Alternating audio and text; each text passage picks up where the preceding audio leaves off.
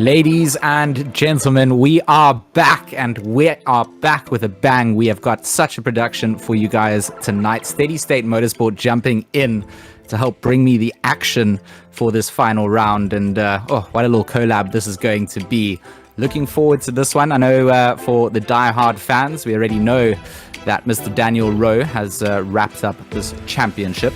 But as it stands, plenty of positions still to play for. We're jumping into quali, and we've got 25 minutes of qualifying for these guys to go and set their times. Of course, round 8 setting up here at the Nurburgring, and we're in for an action-packed race. Of course, Arno Vasaki, the man on the screen at the moment, he currently sits in 3rd in the championship, and he's got so much potential going forward. We talked about it all season.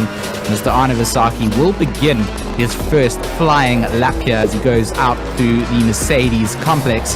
And this is one of those tracks that really is ranked up high on my rankings of circuits. I think it goes Spa, Nurburgring, and maybe I'll chuck a Kyalami in there as well. But lovely splitter cam as we sit on board the number 94 Ferrari.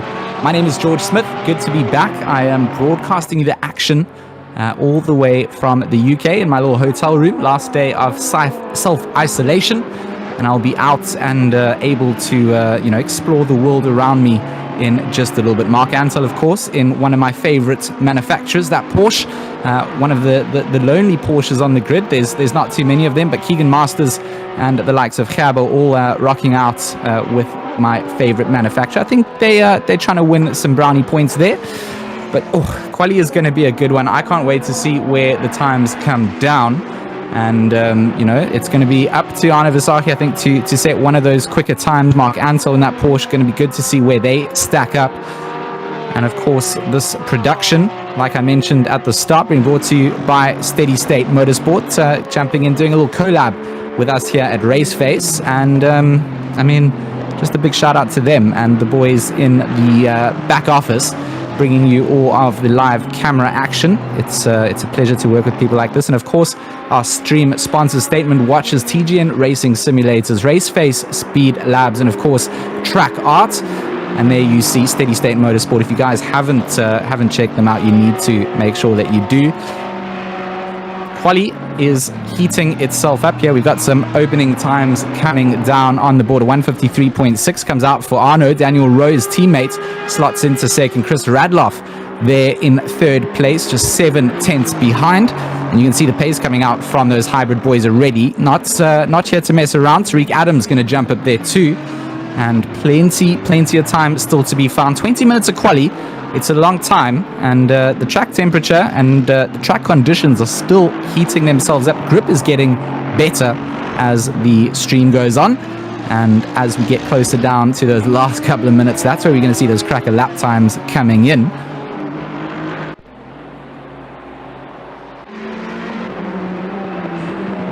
Etienne Kleb from Amp to Play. Good to see him out on the circuit. We saw him doing some great defensive work last week. Of course, this stream being done as an alternate stream to what we're running on the channel as well. Of course, Gareth and Boaty, who have been bringing the action while I've been away, are doing their thing on the other channel. So if you are here and you haven't gone and said hey to them, please go over, give them a hey, give them a like on their stream. Some lovely onboard footage from inside that Aston Martin, one of those grunty sounding cars, and one of my personal favorites to recommend out to people starting out in ACC for the first time, making his way up to that Ngk Chicane. And this is the corner that catches a lot of people out. You've got to take a lot of curb. You've got to be a bit brave, and we see the wrestle going down. Etienne Kleb keeping it nice and clean. 1.3 seconds off that top time of Mr. Arno Vasaki. What can he do? Can he better himself out here as he makes his way down to the line? Clock ticks down, and he does up to 3rd place. Goes Etienne Kleb. What a time coming out there from him. A 154.054. So certainly here to party, half a second behind Arno Vasaki. And look at that cheeky Audi as well of Johan Bego Grobler, the number 15 Audi. He's just 2 tenths behind Vasaki. So separating themselves between the Hybrid Academy. Daniel Rowe down in 5th there. Of course, he's going to win this championship regardless of what happens there. He's just had a phenomenal season. And there's the man with a plan. The Hybrid Academy liveries also just look so dashing on stream. Big fan of the work that they do. Big fan of this racing community and the team. Of course, Daniel Rowe, real-life GTC driver, and bringing in some well-needed views and eyes onto what's happening in the sim racing world. So big ups to him for staying involved. I know he's very busy and has plenty of things to do, but the man makes it happen, and his team starting to really take over the sim racing world. So I'm keen to see what happens throughout the whole of the 2021 season. So much race action going to go down over the next couple of months, and with qualifying still heating itself up, 18 minutes to go, we see Arne Vasaki still just sitting up at the top of the leaderboard.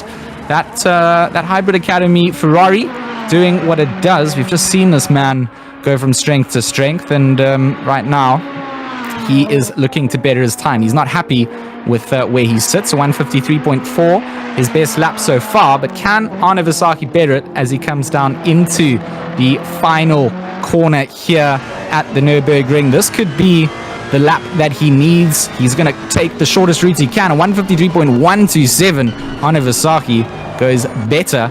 Daniel Rowe, can he answer back? Of course, this is the man that we want to keep an eye out on. He's up on his delta time into the final corner here. Again, that number 43 Bentley roars its way down to the line. Does Daniel Rowe improve his time? Does he better his position? He doesn't. Stays in 6th place.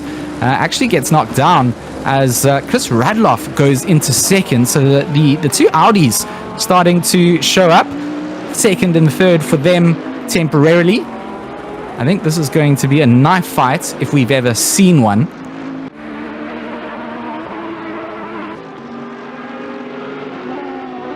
Gonna have a look out to the stream chat. Good to see you guys in the chat as well. I've got my eye on it, so if you guys do want to shoot some questions across to us, more than happy to answer you there. Richard Herring in the chat, Diego Paulo there, Gerrit Jansen van Vuren there as well. As on the screen, we follow along with Bego Grabler, of course the Resource Complete Team, Tryhard Racing Team, also big supporters of what we do at Raceface.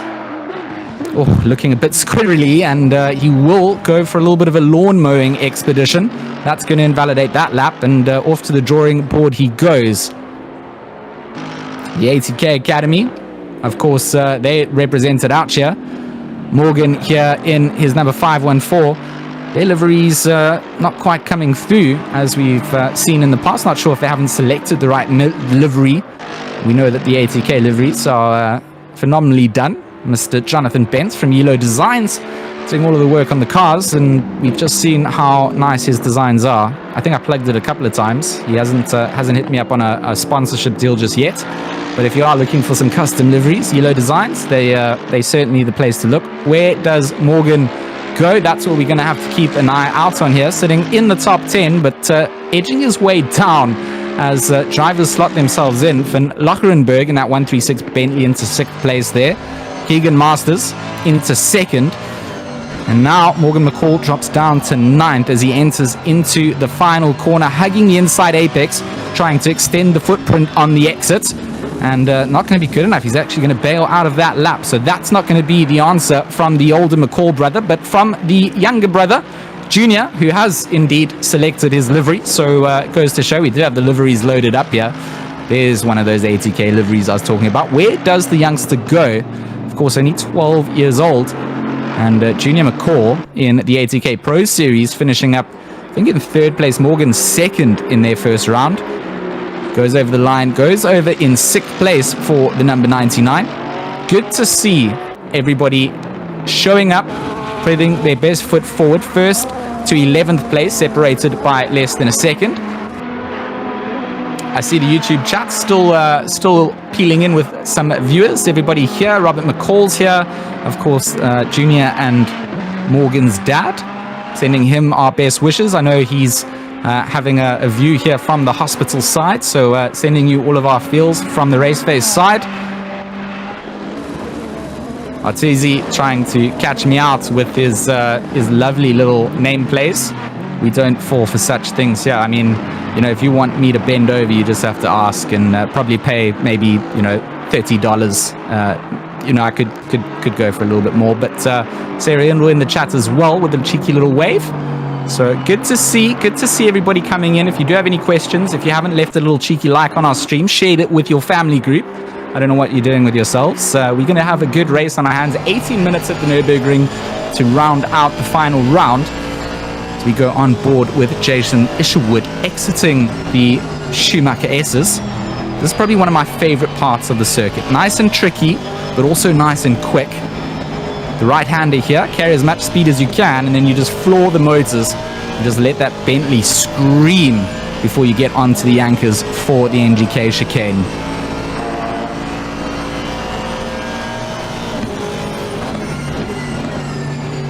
Oh, the downshifts, just beautiful.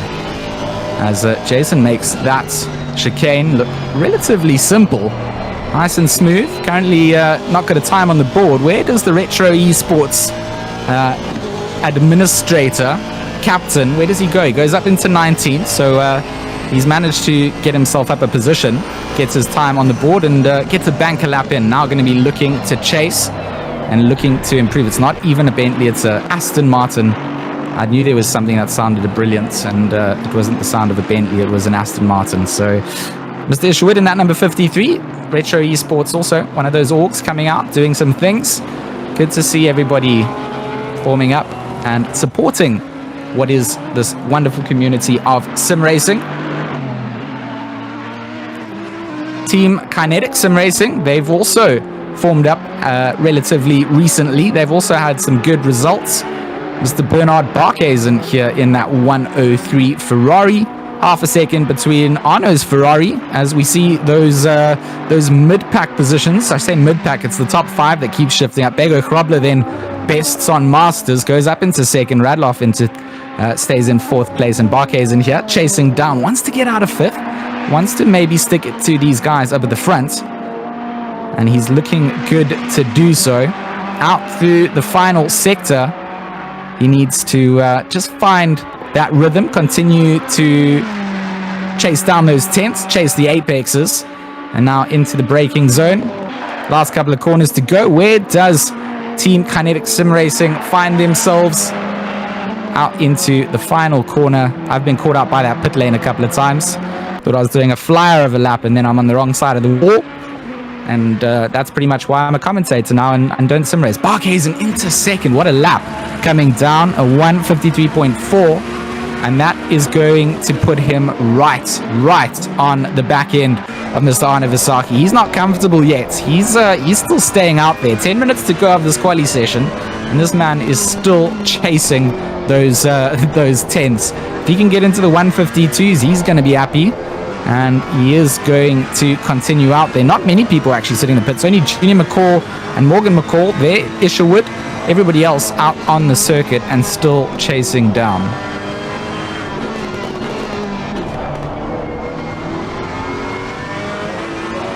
So just to update you guys on where those times and those team standings are at the moment. Tariq Adams, another one of the hybrid drivers. Good to see him on the stream. Ignites on Twitter. And this guy and the hybrid team, they currently sit up at the top in that number 1 spot. 205 points to their name, followed up by ATK Academy sitting in 2nd for the team championship. The Hybrid Academy 2 team, they're in 3rd.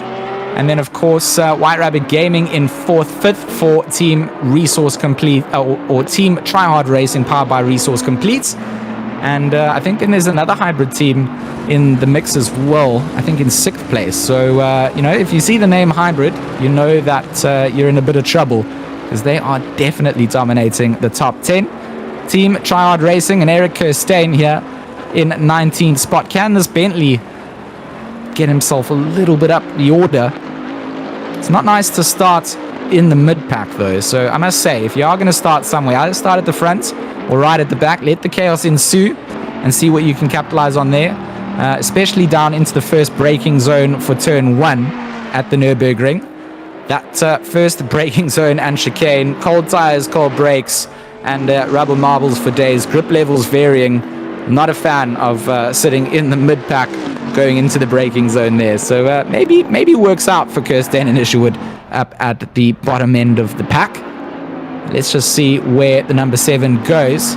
Looking nice and solid. A little bit oversteery at times, but, you know, I'm a bit of a fan of the drifting. So seeing a boat go around with a little bit of a back end coming down. Ngk Chicane looking like he's good to go. Good potential here to improve his lap time. Still looking slidey, but I guess when you're 2.2 seconds off the front running times, there's a bit of time to still be found. Where does he go? Onto the roaring loud pedal. He soars, and across the line he will jump himself. No, he won't jump himself. He will not make that one count. And Paul Gabber in the Porsche, no bias, best car in the world. What a great livery as well. Oh, I mean, if we spend too much time on this, you might have to find a new commentator. The number 51 does improve his time up to 5th place. So the top 5 then has 2 Porsches in it, 2 Ferraris and an Audi, which is a bit of a different mix to what we've seen previously. It all comes down to race pace though, and qualifying is the first rung on that ladder. Get yourself a good start. 80 minutes, plenty can happen. Mandatory pit stop coming up. So you got to time everything. Make sure that it's not just your quali lap that comes in. You've got to have the consistency in the race. You've got to have the good luck of the pit stops on your side. Nothing worse than going into the pits and picking up a drive-through penalty, a stop-go, maybe overfueling the car, not changing your tires when you need to for a mandatory tire change. So much can happen. There is so much to play for.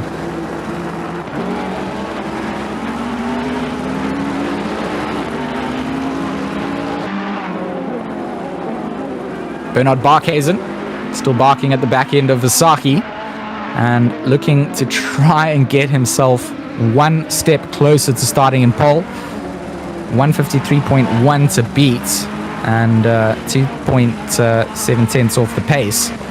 Really not much in that, and it can be made up in 2 corners or less, even 1 corner. It all comes down to pushing the envelope, braking a little bit later, carrying a little bit more speed through the midsection of the corner, maybe a bit of exit. It can be found so easily here, and as you can see, down to 15th or 14th place, Jason Gray in that number 49. They're less than a second off. So the Pro Division here looking good and looking rowdy to bring us some good action all the way down to 15th place. And then outside of that, the guys that are outside that bubble aren't too far off one another either. You know, just a couple of tenths separating them, also less than a second between them all. Keegan Masters, a late minute decision to go into the pits and abort that lap, as Johan Bego Grobler in 3rd place tries to better himself in the last 5 minutes of the quali session. Arno over the line, a 153.127, still going to be the best time. He did an outlap there and looking to chase down.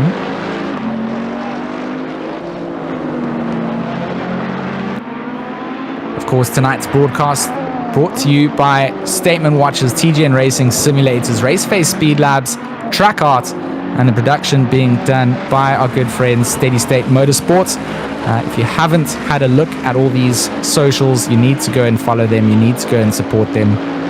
You know, I'm not biased. I'm just saying sometimes there's a best, and it's just my recommendation. If you don't, then, well, it's your loss. Arne Vasaki on board in that Ferrari, that number 94. Keep an eye out for him, not just in the Raceface divisions, but in all the sim racing sides that he goes into, trying to better himself in the sim racing world for sure, as are many of our drivers here today, always looking for a better result and always looking to prove who is the best. The shootout between the Ferraris up the front, that's the battle between Kinetic Sim Racing and, of course, Hybrid. This is the man from KSR to have a horse in the race. Number 103. A little bit of aggressive corner use there.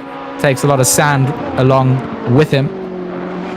Not quite sure if it was enough to invalidate the lap. Can be tricky through that Schumacher S section. Bego Grobler in the chasing Audi.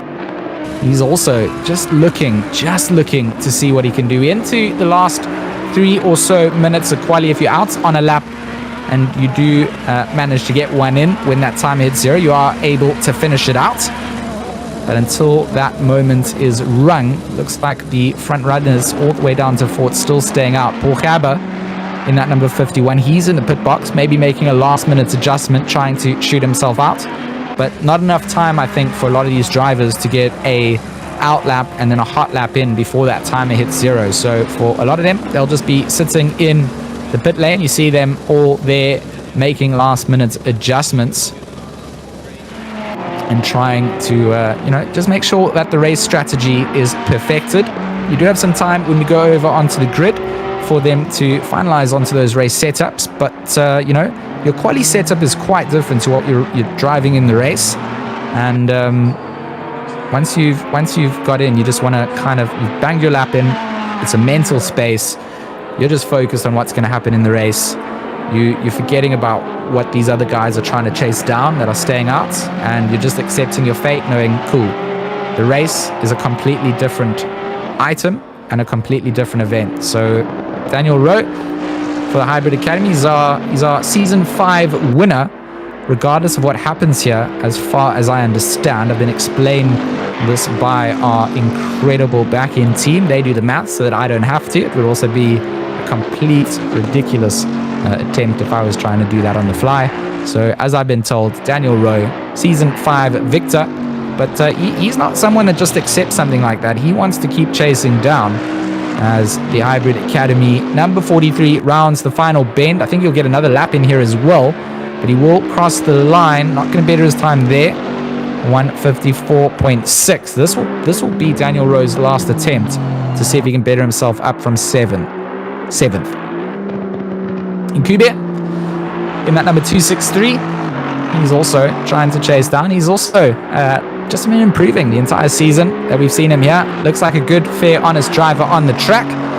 Gives the the room that is required when going side by side with other drivers. You couldn't ask for anything more when people are delivering at that. So right now, gonna get another lap in after this. But where does Ngk go? Currently in 18th place, 1.8 seconds behind the likes of Vasaki. Does jump on Van Veek there, who is in the pits, so he might not get another lap in. And Ngk, he stays out, gets another lap, and maybe he can even jump the likes of Antel or Gray, who are both in the pit box still. Vasaki out on track, Barcasin out on track, Bego Krobler is out on track, Masters and Gabe in the pits, Radloff and Rowe out on the circuit, Van Locherenberg and Adam out. And that pretty much rounds out the drivers that are still on the circuit. Daniel Rowe there, coming down into Sector 3 too. So let's see if he can dial this lap in. It does look very composed in the Bentley. I've said it time and time again. And for the moment, starting within the top 10 gives yourself a good position for the race, but also puts you into that mid-pack madness coming into turn 1. There's no circuit that we don't have mid-pack madness coming into turn 1. But this is a particular one. This one, Monza, maybe he's on for it. So there, the timer hits 0. Daniel Rowe, he's going to cross the line. A 1:53.667. His best lap time does come down. Doesn't secure him anything beyond 7th place, but it's okay. It's all good to go. With that wait time now, as the drivers out on circuit are able to finish their laps. We'll see Tariq Adams still in the top 10. Van Locherenberg and McCall in the pits, and Rose just finished his lap, so this could be a big counting one for the number 399.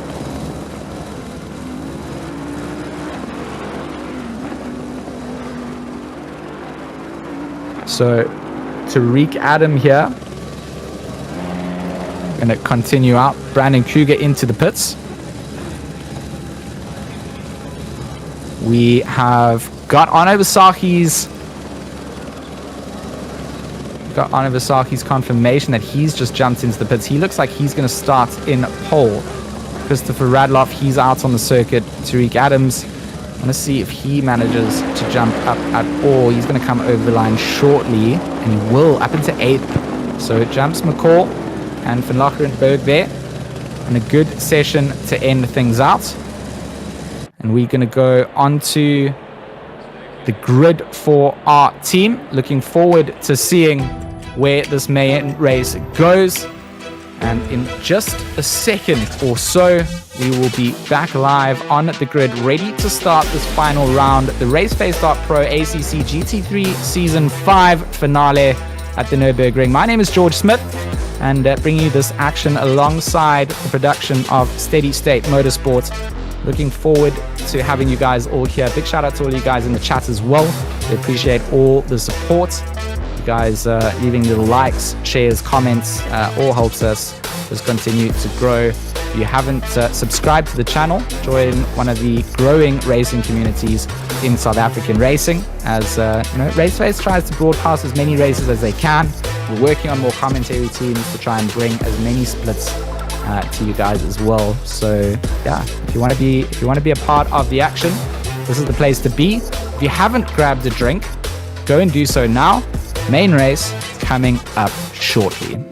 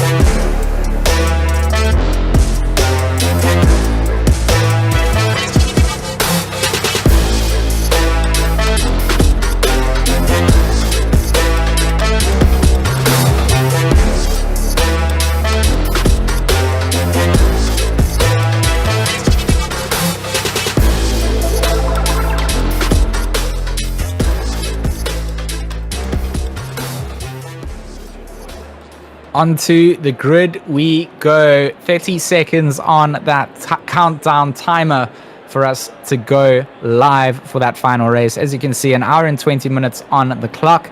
That means that we've got 80 minutes of racing.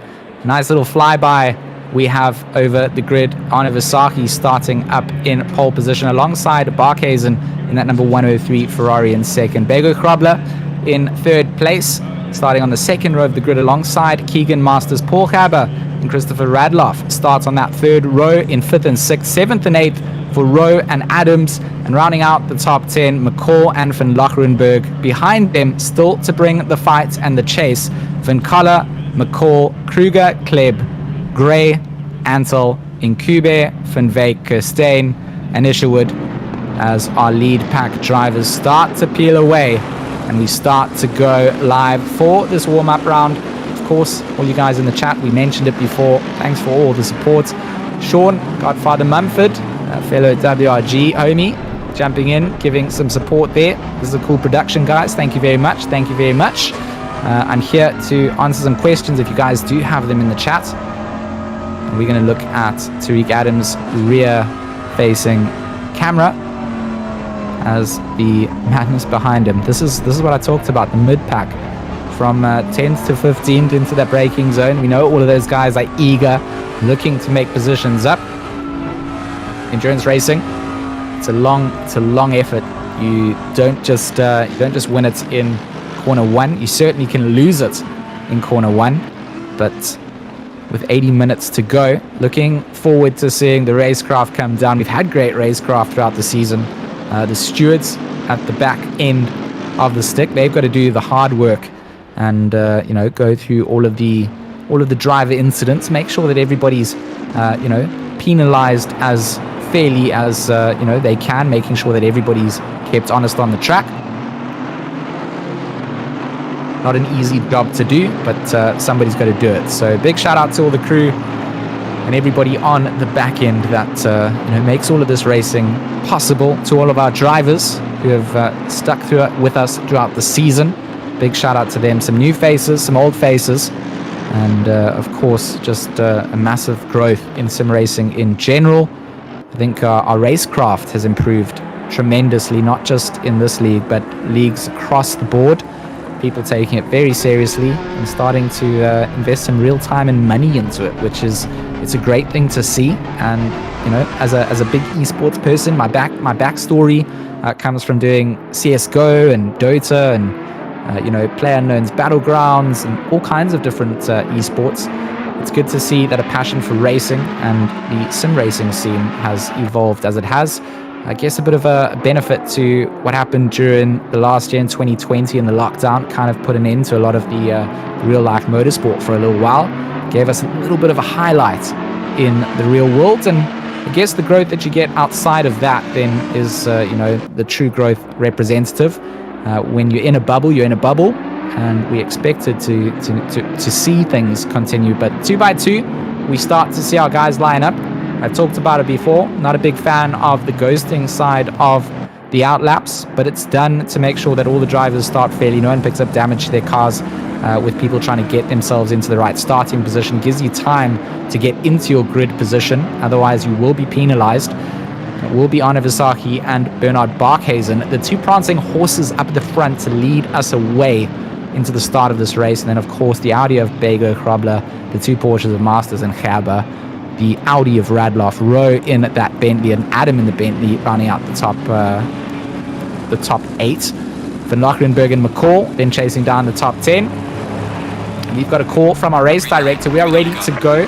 Drivers are there. We are green flags. We are live. Drive through to Bego Krabler and drive through to Rowe. I talked about the starting positions going to penalize you, and I think something's happened there. So into the starting part of this race, Bego Krabler with such a launch there onto Barcasin, and he charges himself up into second. I feel like Masters also still looking to make up positions there as well. Complete chaos up at the front as the order shifts up, but clean racing.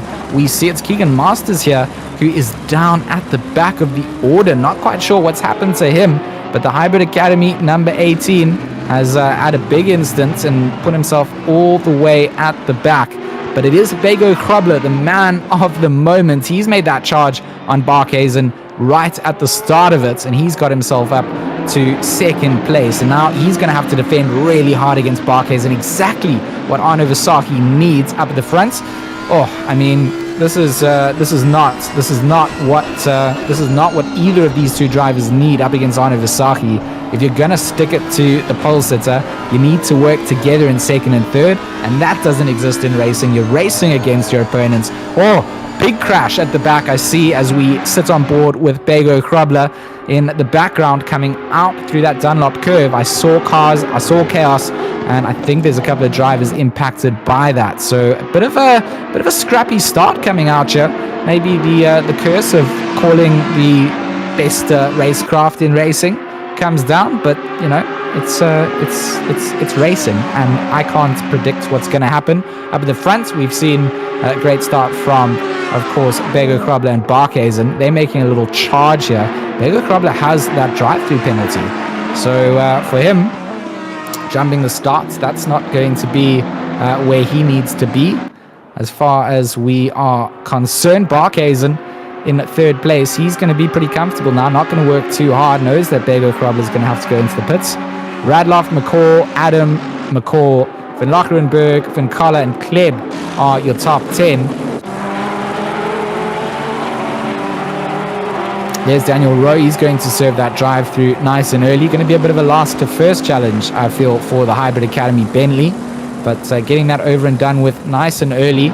Bego Krabler opting to try to stay out. Not going to really benefit him too much. Needs to be careful that he doesn't miss that ability to pit. He's got 3 laps to do so. Otherwise, he'll get a disqualification. Arne Visaki running away. A couple of car lengths here from Bego Krabler, but still within reach of that slipstream. Looking down. Oh, Tariq Adams on the back end of McCall as well. Half a second there between the two. It's a nice little train, actually, that slots in. Morgan McCall is there too. Van Lockerenberg in that Bentley behind. Also trying to just stay in this train, try and use that slipstream. A little bit deep goes McCall, and that means that Tariq Adams can immediately start to pounce. So the Hybrid Academy Bentley up into 6th place. He started in 8th, and this is a brilliant view to see. A little bit of dirt getting kicked up through the Schumacher S's as that 399 Bentley chases down on the ATK Academy number 99 into the braking zone, is where Adam is really starting to flex those muscles, isn't he? He gets right up close and personal to the back end of Junior McCall. A little McCall sandwich for Adam as the older brother here putting pressure on from behind. The 514 chases down, waits to see what Adam's going to do. Knows that if his younger brother stays defensive, means that Adam's going to have to go around one of those alternate lines. That's going to cost him time and time again as they come down into the final corner. And it is Tariq Adams putting a lot of pressure on there. But when there's a car in front of you, there's not many places you can go. You got to go onto the brakes. And we see Ngk Chicane peeling into the pit lane there to serve that drive-through penalty as this battle between the Hybrid Academy and ATK teams continue. This is also an Academy team for ATK. Not sure when they're going to move up into the main team, but as that stands now, sitting in the Academy cars. And I mean, they've been looking to get good results for a while. They had a great showing at the ATK Pro Series, and they are now looking to get those results in the other leagues too. So Junior McCall still showing that I think it's maturity. You know, I think that's the word that I wanted to use last week. He had a big defensive drive that he needed to do, and he really didn't crack under pressure.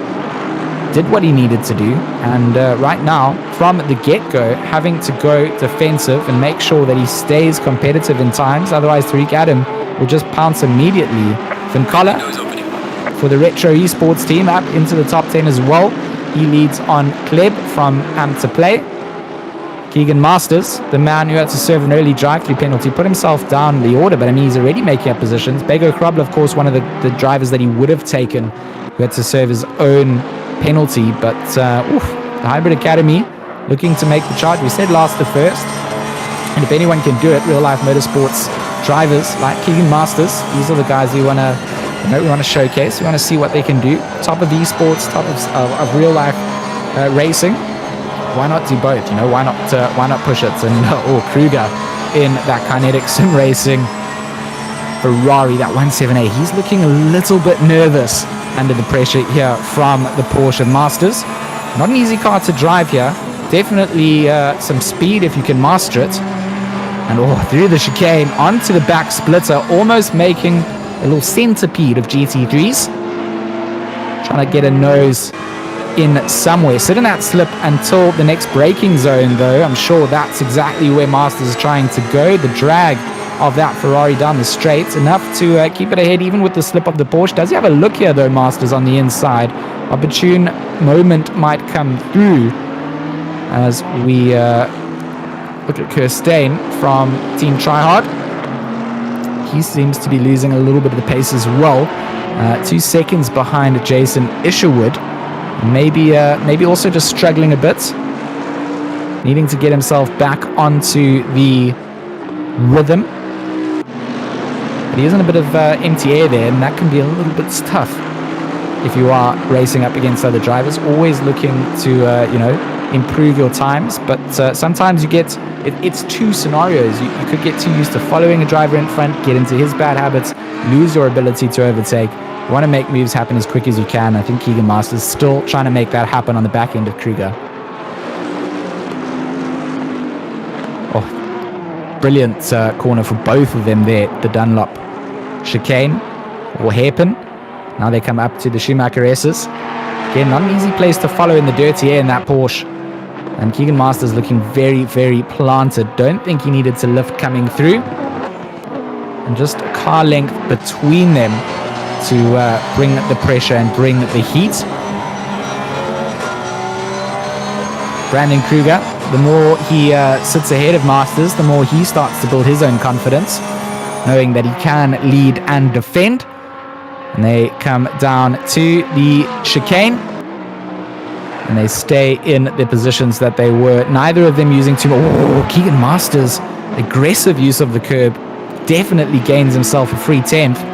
And right on the back end again. Is this going to be enough this time around to make the move down into T1? He's a lot closer. He's got a lot more slip to work with. But that Ferrari is quick down the straights. Keegan Masters, I don't know that he's going to be able to use this as a break. He is. He's going to have a look. He's got the inside. Does he get it slowed down and turned enough? A little bit of contact, forcing Kruger a little bit wide. I don't think it was any sort of harm. I think Kruger was very aware that that move was going to be made. And I think Masters just, using a little bit of squeeze to get through, but brilliant bit of driving as well. Knew that he needed to make the move, and I think that was the most opportune moment considering through the rest of the track, there's a car length behind at least. So he made it move. He made the move work, having capitalized off that slipstream on the main straights and already made up through that chicane too. We saw him just lunge a car length position through there. So it's all about line. And it's all about that consistency. You need to be able to deliver on those laps, lap after lap. You can't snooze at all when you've got this kind of pressure around the field. I mean, up at the front end of the stick, Tariq Adams and Morgan McCall, they're still holding off one another, and Junior McCall not allowing them through. So it looks like Tariq Adams actually backing it up like a fire truck a little bit here as he needs to go defensive. That's going to give McCall lovely breathing room. And it's doing exactly that. Look at that. McCall on the back end then of Radloff. He's less than a tenth there on the back end of this 316 Audi. I'm interested to see just how this Audi does in race trim up against the likes of the rest of these cars. We haven't seen Audis doing too much domination in a while. And for G4 Sim Sports, Christopher Radloff, it's good to see him up at the front here. An emerging talent, Bruno Kedili, my teammate for White Rabbit Gaming. He's forever told me about Chris and to keep an eye out on his development in sim racing. And it's good to see him getting himself up towards the front end here in the final round. Needs to hold it off for another hour and 9 minutes. Of course, Raceface.PRO ACC GT3 Season 5 final round here at the Nurburgring. And it's been a solid 8 races. I haven't been able to be here and join through all of the race action. Of course, our alternate streamers, Gareth and Boaty, been picking up the slack where I haven't been here. They're also doing a stream over on the other channel. If you guys are here and feel like going and checking them out, leaving them some love, much appreciated. We're doing a alternate stream here with SteadyState Motorsport, getting some production value in. So big shout out to them for getting involved. If you are looking to do anything in the esports realm and you're looking to get some production, head over to SteadyState Motorsports. Of course, the stream brought to you by Statement Watches, TGN Racing Simulators, Raceface, Speed Labs, and Track Art. If you haven't got some track art for your walls, I can recommend that as well. I'm a big fan of getting circuits on the walls and decorating your whole house. If your wife doesn't like it, then maybe you can get some track art of whatever your wife likes as well. But Morgan McCall just going to get obliterated by Adam, leaves the door wide open. What a move coming out from Tariq Adams there into the chicane. Beautiful bit of driving. And Tariq Adams, it was actually Morgan and Tariq. So Morgan was having a little look-see, and Tariq just was the man that stayed on his line. So it's still Junior that leads off. I got a little bit excited. I thought Tariq was having a look, but it wasn't. Junior's still up at the front here. He's been bunched up behind Radloff, but he's also under attack. As soon as Adam gets onto the back end, sits in that slip, you're in trouble as the lead car in that scenario. And the cork in the bottle really is this man, Christopher Radloff. So he's got a very, very talented lineup of drivers behind him. Adam McCall, not something you want to see in your rearview mirror.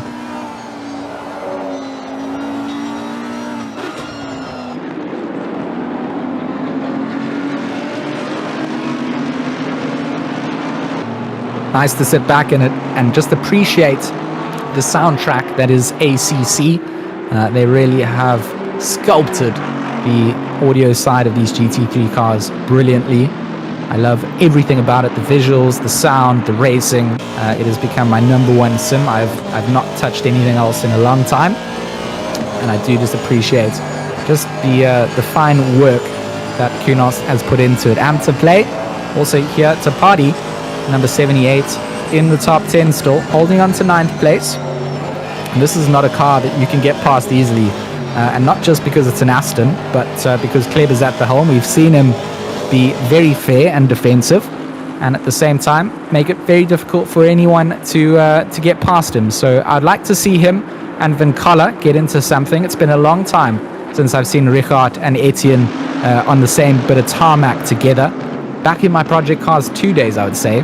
So would like to see them get back into it. That would be a great end to the season. Morgan McCall, I do want to see him have a knife fight out with his brother. They're separated by, of course, Tariq Adams, who makes that virtually impossible at this point. But I'd love to see all of them getting into this. And, of course, Christopher Radloff.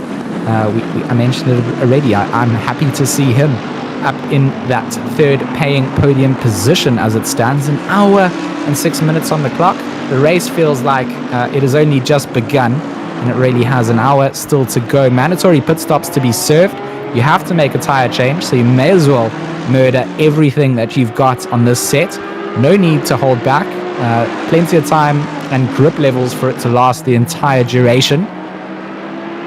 So for Tariq Adams, Morgan McCall, they need to work together to hold on to the back of Junior, and that's exactly where Tariq has put himself. Onto the splitter cam we go, and the charge down to the Dunlop hairpin, and Blades on the brakes. We've seen this Bentley extend that ability to drop anchor late, and I think the read from Adam is getting onto McCall. He started to see where Junior makes his mistakes, starts to see where he's got the potential to make that overtake, and it's all about planning it. GT3 racing isn't push to pass. It's all about consistency, setting yourself up, lining it up, and then making that ballsy move down into a braking zone, using the slipstream to pull alongside. The balance of performance makes most of these cars very, very evenly matched when it comes down to driver skill. Of course, some cars are favored at certain circuits. No one's going to argue that, but when guys are like this in this kind of train formation, the Bentley's running with the Mercedes, and of course, let out by an Audi, we see the front of the prancing horses, the Ferraris of Versace and Barcasin. You can't tell me that there's not some balance coming down here. Two Porsches still within the top 15. Anto and Masters. That man was at the back of the pack at the start of this race with a drive-through penalty. He's up into 12th place, so he's on the charge. Morgan, reeling in Tariq now. Into the Mercedes complex they go. And that ATK Academy number 514 is looking very, very menacing indeed. Tariq Adams still looking to see if he can make some moves. Van Lochenberg, he's benefiting big time out of all of this. That Bentley behind, that 136, he's just been clawing at the back end, 10th after 10th, corner by corner, making sure that he can hold on to the back end of the train, because, mistakes get made. You put yourself in any sort of awkward position, and you lose so much time being on that alternate line. At the moment, everybody in a train, they're all benefiting, sit in the slip. I think it's only Junior who's really tagging everybody along, towing them. I think he's the only one that's kind of like, I don't want to be in this position. Tariq Adams goes a little bit too deep through Dunlop, gives an extra couple of centimeters to the likes of Morgan. But it's a difficult place of the circuit to be able to do too much of that. You kind of just follow through the Schumacher races. I've seen two drivers go alongside there cleanly, and other than that, I've just seen absolute murder. So good decision to just stay behind and keep yourselves in that slipstream. And of course, with an hour to go, wrecking the car at this stage, picking up any kind of damage, not going to benefit your cause. And with a pack like this, we've seen it. You go into the pits. I mean, Bego Krabler from second, having to serve his drive-through penalty, so that doesn't count as a mandatory stop. I mean, down to 16th. He has made up some positions, but it's not going to... Daniel Rowe down in 18th place as well. He's got a lot of time to make up, so an interesting little change-up. Good to see that the drivers who don't always have it go their way stick it out, make this sport what it is. You have to have cars on the grid, and for all of these guys that make sure that they race cleanly and fairly all the way to the end, just a big shout out to that kind of mental space. It's very difficult to always have a good race, and sometimes it doesn't go your way. Jason Gray going a little bit deep then, and he's going to lose that position to Ngk Chicane. Both of them yet to pit, so that will be a points changing position. Retro Electro, the team that Jason Gray is driving for, and under the Retro Esports banner. Of course, only 2 drivers allowed per team, so you do have to separate them a little bit. Oh, Tariq Adams under pressure again from Morgan down into Dunlop. This time round does a good job to not mess up the braking zone.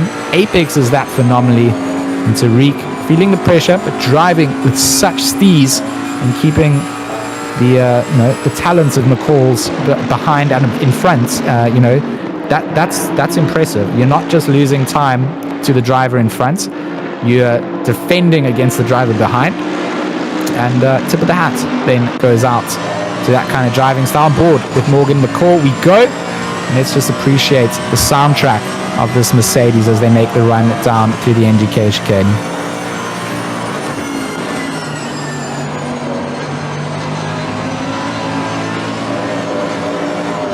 Not just appreciation for the soundtrack though, as Morgan makes that look brilliant. Makes a lot of speed up as well, trying to extend the exit out through the final corner. In the slip of that Bentley, big hole being punched in front. Tariq going to go on the defensive inside line. Can Morgan make this work? If you get the exit right here, you have the inside line for the Mercedes complex.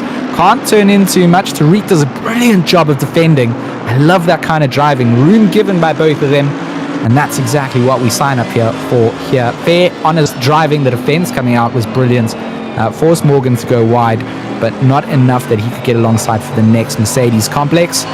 And the exit out then works out in the favor of Adams, and 2 car lengths get given to him for free. Junior, immediately you see, as soon as that battle begins, Junior gets that free breathing room in front, and he just hasn't been able to answer back to Christopher Radloff. So as it goes, the race trim of that Audi looking good for the first 20 minutes. With 59 minutes left on the clock, we're going to have to see how it goes. Of course, they do get to change those tires, so you're not too concerned about how your tire wear is going to go. And if you can make it up until that pit stop, you know that the second half is going to go okay too. So we see that Nkube has gone into the pits. On Iwasaki up the front. This is the man who leads the race. The Hybrid Academy number 94 is 4.2 seconds ahead of Barcasin. So Barcasin also, caught up a little bit early on. Got stuck behind the likes of the Porsche. Or sorry, the alternate, the Ngk Chicane's number 15 Audi. Got caught up behind that, cost him a little bit of time. But the team, Kinetic Sim Racing, Pulse, number 103 entry, certainly going to be smiling to be at this part of the race and to be, sitting in second place with the pit window open. He's got fresh air around him. You'll probably notice that Radloff is very, very closely hunted down by Junior.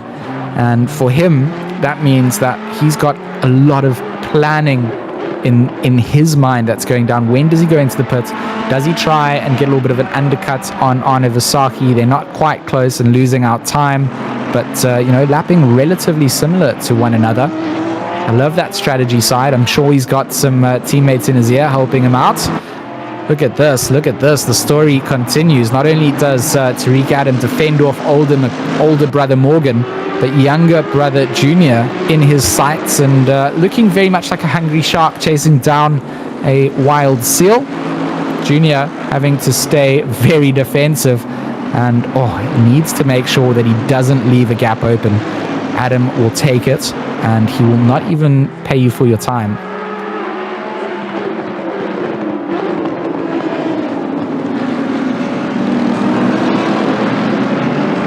Dunlop going to be nailed perfectly by Junior, as it is by Tariq and by Morgan. And the train continues up the hill through the Schumacher S's before they go onto the braking zone for this tight left-hander. It's a tricky corner. Looks like you have to brake harder than you need to, but if you hit that inside curb, you can carry so much speed through. Very, very difficult corner to get right. You can upset your car, but all of our Pro Division drivers here at the front end of the stick, making it look incredibly easy. Morgan, he's fallen off the pace a little bit though. He needs to be careful that he doesn't let Tariq out of his sights. I think that pressure that Morgan is putting onto Tariq is exactly why Tariq can't extend that move onto Junior. He has to keep that in mind the entire time, like, oh, okay, if I go wide here, Morgan is going to be there. So it is incredibly, incredibly tough. Arno van Mansberg screaming for Arno in the chat. Good to see you in the chat, Mr. van Mansberg. Good to see all of you guys joining us up, leaving a little cheeky like, 10 likes on our stream, you know, for a little test stream. Very happy that you guys are here and enjoying the action, of course. All of this brought to you by SteadyState Motorsports in conjunction with what we do at Raceface. They are our broadcasting team, and they have decided to come out and help out with a bit of production this side. Statement Watches, TGN Racing Simulators, Raceface Speed Labs, and Track Art, all the title sponsors for the series. Just a big shout out to you know, everybody for getting on board. If you do want to come through, do a little bit more with Raceface, please don't feel afraid to hit up Batis Hugo, join our Discord, join our community. We're always looking for the expansion of our teams. If you've got ideas, you've got commentators you want to bring in, please hit us up. We're here to help. How can we help you?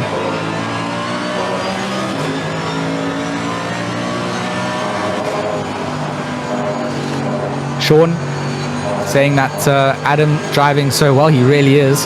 Tariq is doing a brilliant job here at managing pressure and extending pressure at the same time.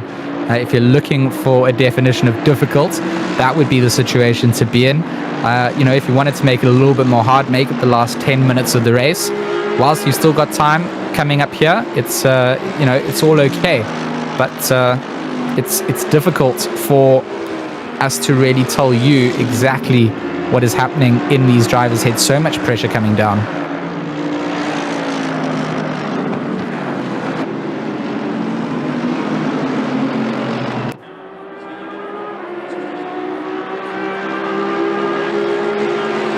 So Morgan here, definitely a couple of car lengths off here, trying to see exactly what has happened to him. But he's certainly fallen off the pace. Hopefully we can get a replay of exactly what happened. There we go. We get the tail end of that out through Dunlop, too deep. We've seen the mistakes made there before, and that time around building sandcastles in the kitty litter, and that is what has cost him that move. He's lost out to Van Lachrenberg, and that's opened up the opportunity for the Bentley attack on the likes of Junior. So Morgan going to be looking to get back into this. He will, I mean, he'll rest a little bit knowing that he had the pace over Van Lachrenberg. He was also on the back end. The longer that his younger brother holds up Tariq, the easier it will be for him to get back onto the back end of the train. But it's all time. It's all things that you don't want to be doing. You're going to be pushing, you're going to be trying harder, and that's where you make mistakes. But Tariq Adams' line through Dunlop actually sends goosebumps down my arms. He apexes it so brilliantly and makes it look like it's easy going. And out through the top of the Schumacher S's as well, it looks like Radloff lost a little bit of time. Is that move coming down? Oh, Bentley's going that. Oh, this is where I get nervous. The likes of Van Lachrenberg and Adams so close together on one another. A little rear-facing splitter cam from Adams' car would be a treat to see the grille of Van Lachrenberg at times. But so much action going down in a short space of time. Tariq Adams here for the Hybrid Academy. There you see it on the back wing, out to the Ngk Chicane, using as much as he can, and it's actually Van Lachrenberg that got the jump on him there a little bit, closes the car length down. Van Lachrenberg squirrely out through the exit of the final corner, loses that advantage that he got through the chicane, and Tariq Adams gets given a little bit of breathing room once again, looking to hold that inside line against the likes of Van Lachrenberg. Oh, the little switchback opportunity coming back. Does the defensive line work out? But it is Morgan or Junior going alongside Radloff in front of this. That's going crazy. Tariq Adams has nowhere to go in front as Junior and Radloff. Oh, craziness goes down. Turnaround comes down. Tariq Adams is going to collide a little bit there. Christopher Radloff and the likes of Junior McCall come together, but they are still racing out there. Tariq Adams is going to be on the outside here for the right-hander. Replay coming in. Let's see what happened. Here is turn 1. It was out through the exit of the Mercedes complex. Look at this, almost 3 cars abreast. And it looks like Junior going to have the inside line there against Radloff. Where does Radloff come into this? Into the braking zone they go. Oh, Radloff, a little tap on the outside as Tariq actually does a little corrective maneuver there. Actually sends Junior back into the spot. But Stewards will certainly have a little look-see into that. No harm, no foul in what we see as viewers as the racing action continues. But for the McCall fans, they'll be a bit upset that Junior has lost out that position then, as now Morgan on the back end of Van Lachrenberg. We said it was going to happen. Anything happening in front is going to back it up behind. And right now, Morgan is trying to get the read on that 136 Bentley in front.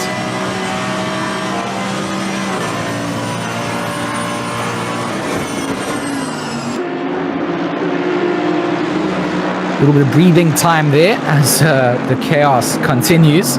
We see Van Lachrenberg continuing to put pressure onto Junior McCall. Does Junior have damage after all of that? We're not quite sure. We don't get that kind of insight. But that was a hair-raising moment coming down. Could have gone a lot worse for them all. But Adam definitely wins out there. We said that patience pays virtue, and you need to make sure that you're in the right place at the right time to be able to benefit off good luck. Is exactly what Tariq has done. Right now, Morgan putting so much pressure onto Van Lachrenberg in the background of that shot. You can just see he wants that move to be made. Tariq Adams doing exactly the same. The helicam going to show the action just as an overview of what's going down. You see Tariq, Van Lachrenberg, we've seen him losing the back end a little bit too much. That gives the position back to Morgan. Now we see the brothers dueling it out. It will be Junior versus Morgan to see who can come out on top of that. I think that as it stands, Junior might be a little bit rattled by that turnaround that he had. But if anyone is going to bring us some good racing, it's going to be the McCall brothers, as well as Tariq Adams, Christopher Radloff. I mean, this is all that we ordered. We wanted a fight up the front, and this is what we have. Up in the front end of the top 10, the fight goes down towards the back end of that. Etienne Kleb and Richard van Kalle in 8th and 9th. They're also less than half a second between them, so that's a close fight. Morgan here being pressured out by Van Lachrenberg. Van Lachrenberg maybe overextending a little bit, making that mistake, losing the back end, makes him a little bit more cautious coming down. He needs to settle in, needs to follow along, and needs to make sure that he doesn't lose out more. Keep the pressure on the back end of Morgan. Don't let Morgan get close to Junior. And, maybe then you've got the position coming back up. But as soon as they all catch up to one another again, it's going to be chaotic. Tariq Adams, this is a smart move. This is a smart move. I love the fact that he's gone into the pit lane now. He knows that he's losing time in this pack. He's losing time fighting it out. Let Junior, let Morgan, let Radloff go. Put yourself back into a bit of fresh air and just wait. That is such a great pit stop coming out from Tariq Adams. I would not be surprised to see one of the ATK brothers doing exactly the same thing. The McCalls maybe making that call at some point. Van Lachrenberg also wouldn't be a bad case if the likes of Morgan and Junior don't go in. He should go in, try that undercut, let Morgan pressure his brother, lose time between themselves, and then they both lose out when they come out of the pit. So Van Lachrenberg also in a good position to maybe make something happen. Etienne Kleb in 7th place. He's got Van Kalle behind him, so he's already got past Richard. I said I wanted to see them fight it out. We saw them do this in Project Cars 2 back in the day when I was doing broadcasting out for Dominus Gaming with Spandex Cobra and Richard Herring, both of which still do things in the sim racing scene. A big plug to Monday Night Racing. If you guys are watching here and want to get involved with some community-based racing, Monday Night Racing is such a good place to get involved. Get some real-life, on-track action against non-AI drivers. It's a casual environment, but with a league-based rule set. We try and enforce good quality racing. We have incident reviews. It's all about growing it. And once you're comfortable at Monday Night Racing, then we can filter into all these leagues, Raceface, the ATK Pro Series, Sim Race South Africa. There's so many cool things that are happening. And, you know, me, I love sim racing. I love the communities. I love the drivers. I don't just, you know, work for one person. I do things for everybody. Oh, there we go. We called it. Morgan into the pits. I like it. I like it. Smart move from Morgan. He takes away the opportunity from Nurburgring now to go in and undercut him. He puts his own book on the shelf and is able to, you know, pull it out when he wants to now. So I like that Morgan's gone in. Junior stays out. So the ATK Academy, they've got the option to run 2 different race strategies as it stands. So, you know, not a bad place to have 2 horses in the race.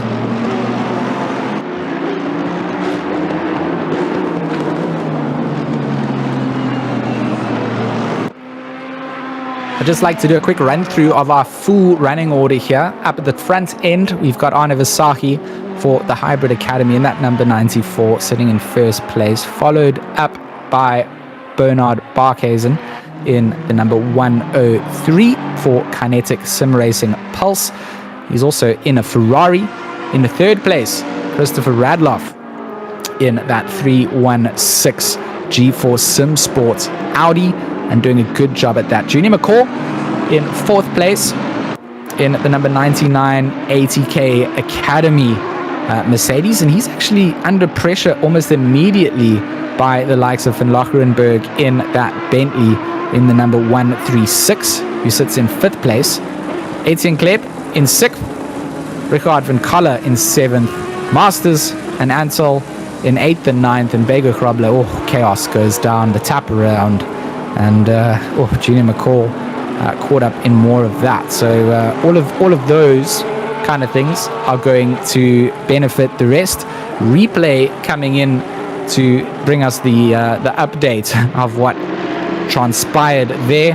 Here we see Barcasin making the charge up through, Van Lockerenberg making the charge up into the left-hander.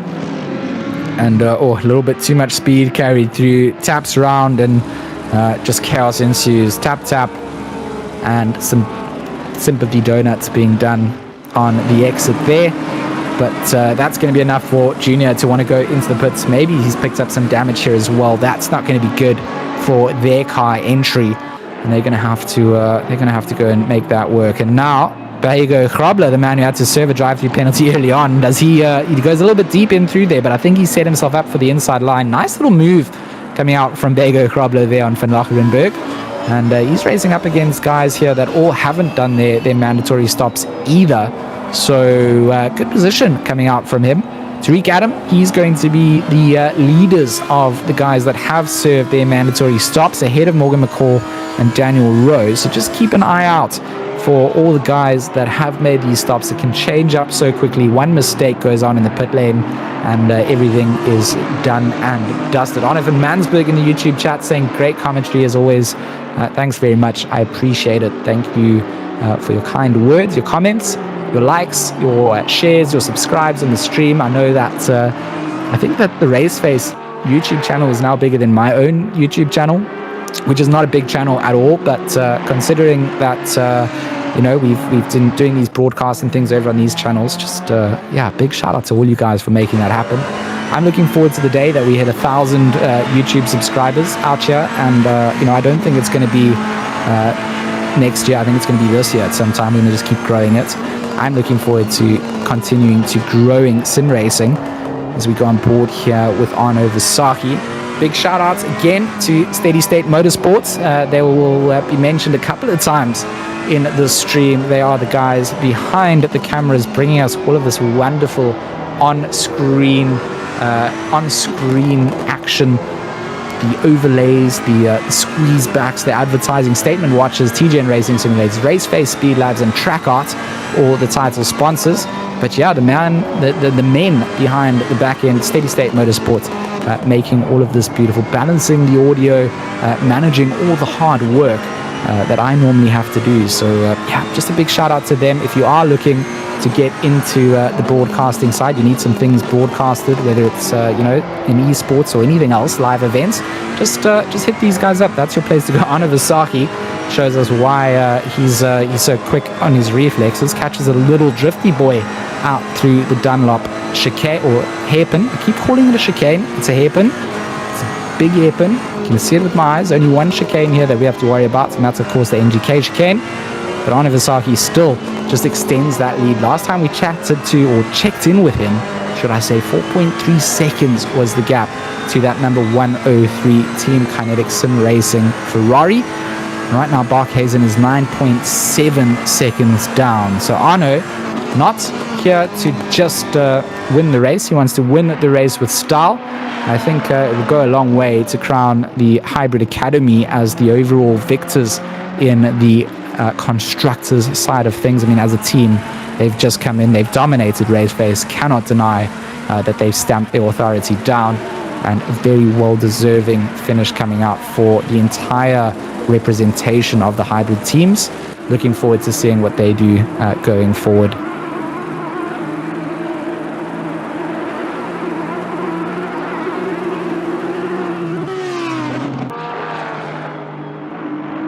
"41 minutes on the race clock remaining. That pit window remains open for 36 minutes. We're going to see the likes of Kleb peeling into the pits in front of Johan Bego Krobler here. He's going to go and serve his mandatory stop. I do want to see where Tariq comes out of this. I know that he timed it so well. He got in just ahead of the collision coming down between the drivers that he was fighting out with. I think that he's timed this brilliantly. Radloff comes out of the pits. He then comes out behind Adam, behind McCall, behind Masters. So in terms of timed pit stops, this is going to be an interesting scenario. The number 316 here going to be looking back, not entirely happy with the way that things went down. But with 40 minutes left to go of the race, it could still change up at the front. It could still change up with a couple of positions up for grabs.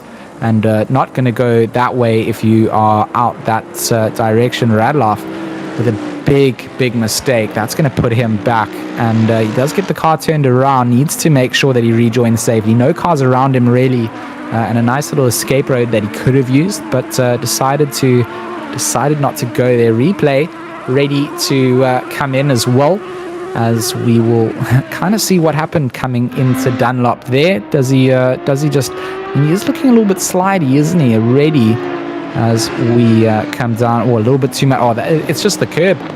Took too much curb and settled the car, and then got the tank slapper of notes on.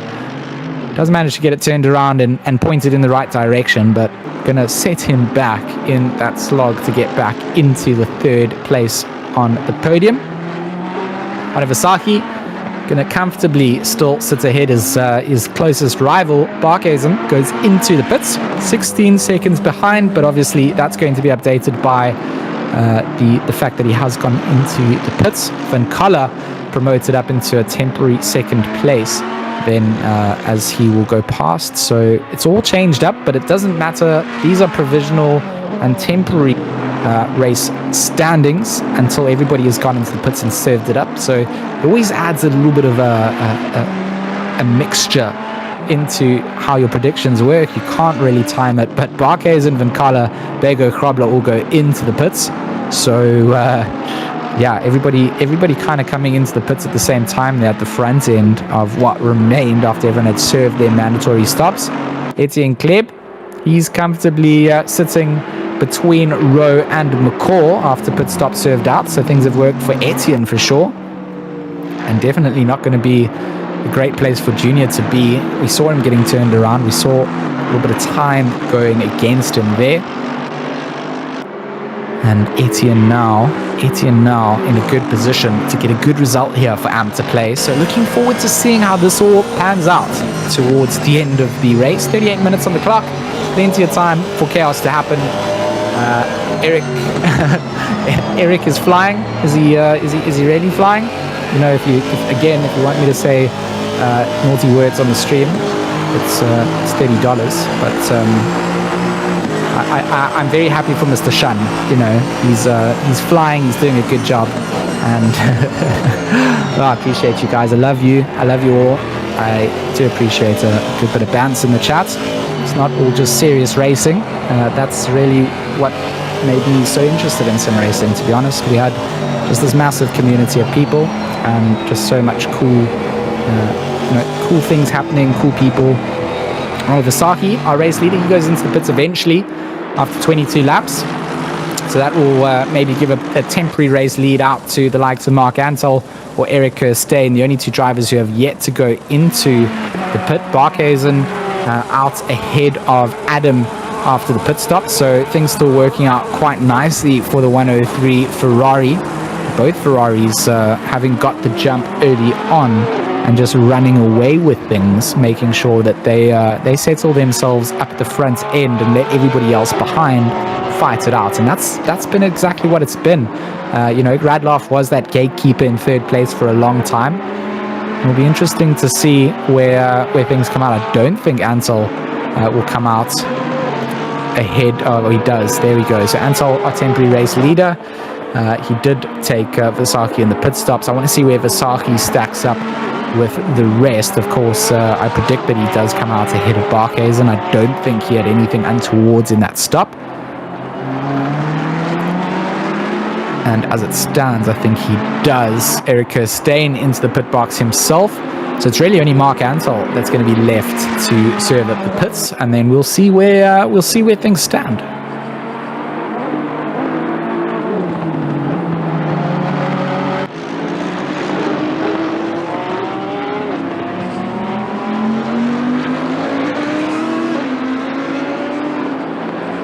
Resource completes, and Team Try Hard Racing, that's been a collab that has existed for a good amount of time here. Arne van Mansberg shouting him out just as I was talking about it. I promise I didn't read it in the chat while I wanted to talk about it, but yeah, good drive coming out from Ngk Chicane. This man was served with a drive-through penalty early on, so from second place had to take that DT into the pits, and he now comes out sitting in what should be 8th place. So a good run coming out, makes it work. Mark Ansel does eventually peel into the pits. The Retro Neon 111 Porsche will go. I was sad to see that happen because the Porsche was leading this race for the last couple of laps. And of course, as a biased Porsche fanboy, I was happy about that. But well deserving. Go the Ferraris back up to the front end of the order in the next couple of seconds. We'll see Arne Versace blitzing down the start-finish straight. And this will be enough to get him up into first place once again. Rightfully, we'll take it back. If I'm correct, he was 15 seconds ahead of Barcasin there. So Arne Versace with something to prove here. I have to just see. I'm not 100% sure of the ballast that everybody's carrying here. I know there's some success ballast that came through that affects things. Should have made a note of it. My producer might be able to show success ballast if he holds down tab for me at some point, but I'm not 100% sure if we can see who's carrying what number of kilos like this. There we go, 25 kilos then to Adam. So yeah, Daniel Rowe had some ballast coming in. So Adam's actually doing phenomenally. He's carrying a lot of success ballast, which means that's pretty much the reason he was probably stuck behind Junior for so long. So a really good move from him. Look at where Adam's come out of all of this. He's ahead of Morgan. He's behind Barcasin. Mark Ansel. He's gonna just get updated through the order as it stands. But Van Coller, he's had a good pit stop. He's come out ahead of Kleb. So after Kleb made moves on track, Van Coller's passed him in the pit stops, and now feeling the pressure out from the team Try Hard Racing Resource Complete Audi. Only 2 Audis on the grid today. Of course, that number 15 that we see pictured behind. Oh, inside line. Maybe being left there by Richard van Coller. I think Ngk Chicane says, yes, I'll take that if you leave the door open. But slammed in his face. Will it go? And Richard van Coller going to have to go and make this Bentley as wide as he can. A car that already is wide.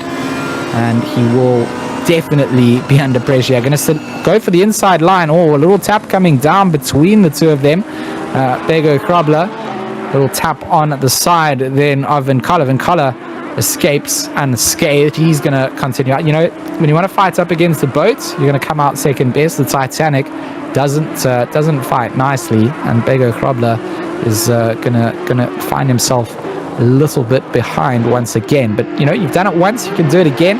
The charge is there from the number 15 Audi, and Richard van Coller in that 288 for Retro. He's going to be feeling feeling that pressure starting to amass. Apex by apex. Yowdy. I mean, we said we wanted to see race trim coming down.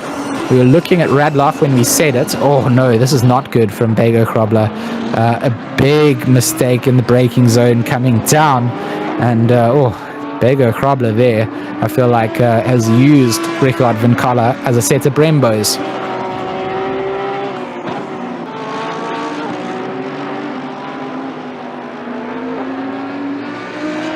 Ngk Chicane not feeling at all responsible for that, doesn't ease off on the braking zone. So I might be the one that gets called out as making a wrong call here when the stewards have a look at it. But from what I saw on stream there, it did look like Ngk Chicane missed his braking zone a little bit there, and Vincala comes off worse for wear.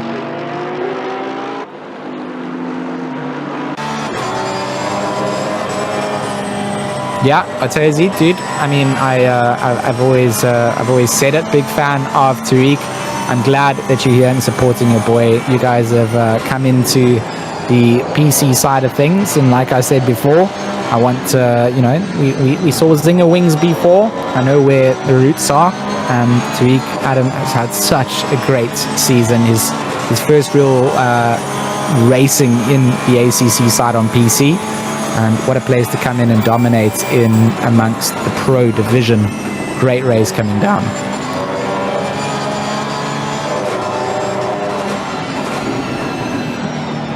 Keegan Masters here. I mean, he's also had, we said it, he was going to do a last to first challenge. He's currently in 5th. Drive through at the start. Him and Ngk Chicane actually in 5th and 6th place. Both of them had to serve that drive-through penalty, and now Keegan Masters putting some pressure onto Morgan. I do like to see this man put it on the limit. Does he try the little switch back inside? Did he try and bait Morgan into going defensive when he didn't need to? Nope, not going to be the case just yet. And he's going to get the read onto that Mercedes in front. Good to see the Hybrid Academy having a Porsche representative. I'm allowed to be biased again and say that Porsches are great, and hopefully can get themselves up into a podium sitting spot. At some point, I've told you, Porsche is going to reach out to me. They're going to offer me a real Porsche because I'm such a fanboy, and then all of my bias will be well worth it. So when that happens, I'll wave to you guys in my GT3 RS. But until that day happens, I'll continue to try my best. Keegan Masters though, what a drive coming down. Oh, the mistake from Morgan, too deep in, can't turn in because the car's there. Keegan Masters puts himself in the right place, out through the Dunlop hairpin. I said it, don't go side by side through the Schumacher aces. Keegan knows better of it. He knows that Morgan's not going to give him that position, but the switchback comes through the drive on the exit. He's going to be on the outside now for the left-hander. I don't think he's in the right place, but he's going to brake later. They are going to stay side by side. For the left-hander now, he's going to put himself in a great position. Does he hold this line? Great racing coming out between both the Hybrid Academy and the ATK Academy. Keegan slots back in behind Morgan. Whew, what a drive coming out. That was great racing, great respect being shown as well. And Keegan, he's going to be able to fight another day. Morgan going to realize that if he makes mistakes, they are going to be punished. And they come down into the final corner. The back end of that Mercedes looked like it was getting a bit loose, but it could have just been our camera angle, as Morgan does look like he's got a couple of car lengths down the drag strip of the start-finish straight.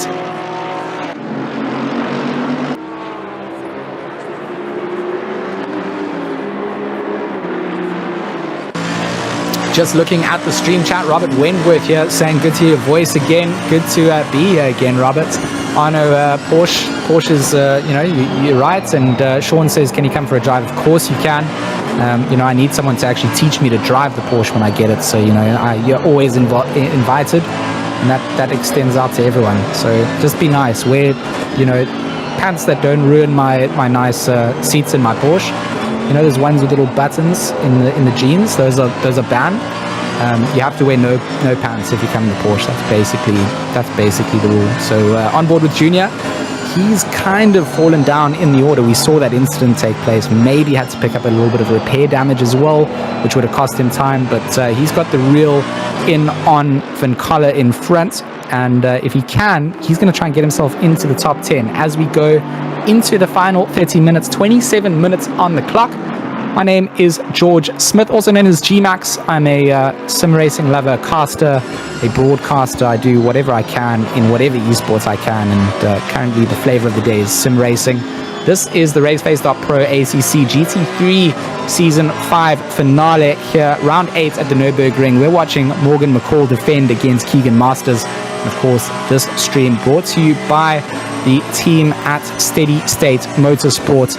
Brilliant to have them with us, and brilliant to have you guys joining us for the racing action. Some lovely rear-facing splitter cam. Just goes to show you how much time and effort goes into these guys at Racecraft. They are car lengths apart and 26 minutes to go into the race. They've served their mandatory stops and they continue to push out.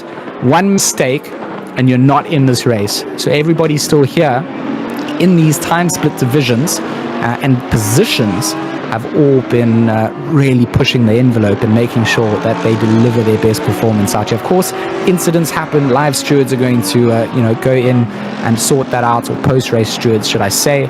It's that's part of racing, and not every horse has its day, but you can see that everybody here is certainly bringing what they deem to be their best possible racing. And right now, Morgan still stays defensive against Keegan. Keegan is someone that we've seen him, just go in. This race exactly proves the point. I mean, he got a drive-through penalty, had to start way at the back, has managed to claw himself all the way back up to 5th place. So it just goes to show, put your head down. It's amazing what can be done.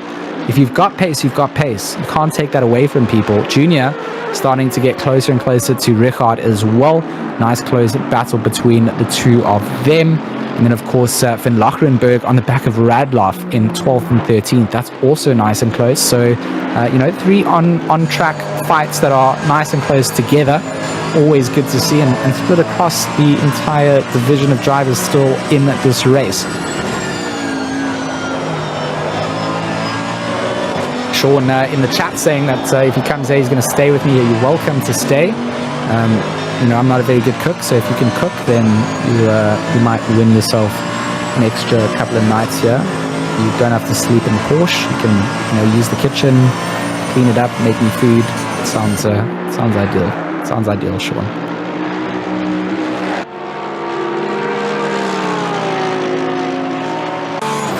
So here we go. Masters onto the back of McCall. Morgan, a little bit deep in there. He's left the door wide open for Keegan. Oh, big mistake coming out there from Morgan. And he's going to be kicking himself. Kicking himself for sure. He's done so well to hold on to that position. And coming down into the braking zone of T1, he's made that mistake and allowed Masters come through. I want to say that that's strategy coming out. That's a strategic decision, but I don't think it is. I think that was a mistake. I don't think he chooses just to follow. I think had he stayed defensive, it might have worked out. And in the background of this, Bego Krobler is starting to catch up. I think with Bego Krobler behind now, that does make things a little bit more complicated for Morgan. While he was just defending against the likes of Masters, it allowed him the ability to back it up. So if Bego Krobler caught up to Masters, then Masters is going to lose time and not be able to mount an attack on you. So right now he's kind of left himself quite exposed with 23 minutes left to go in this race.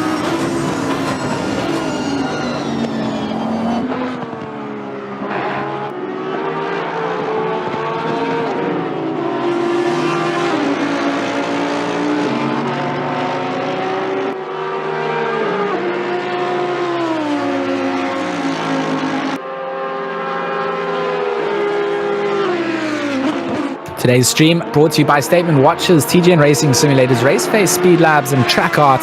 Of course, production being done over by the team at SteadyState Motorsport. Go and show some love. Go and hit the guys up on the social medias. Make sure that you are supporting our partners. Our partners support us. We support them.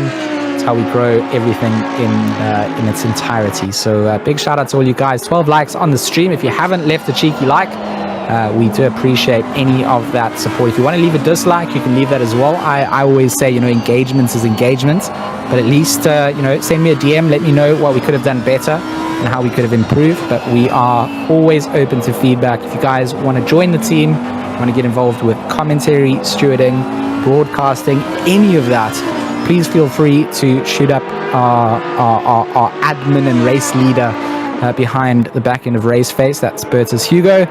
And I always say his name very non-Afrikaans, and I think it's actually Bertus Hugo.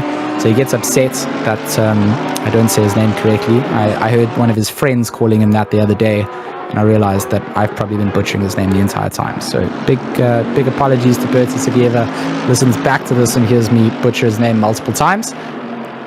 I'm sorry that I'm not good at Afrikaans, but I try and throw some lacquer in every now and then. Junior McCall having a very lacquer drive after having a very unfortunate occurrence with those drivers in the after the exit of the Schumacher races.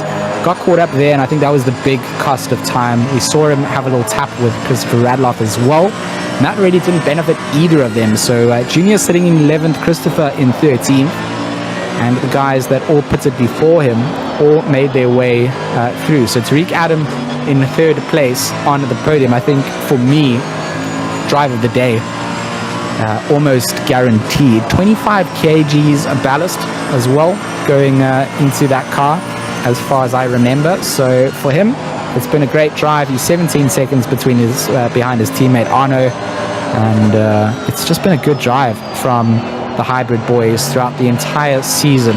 Of course, their main man up the front, Daniel Rowe, up into 8th place. He's also not had a lot of luck in this race, but he is our race champion for the ACC GT3 Season 5 Championship. It didn't matter what happened in this round. This man was the champion already coming into it. So I guess that's, it's a nice place to be, knowing that you are there and getting himself back into the top 10. Well-deserved performance coming down from Daniel Rowe.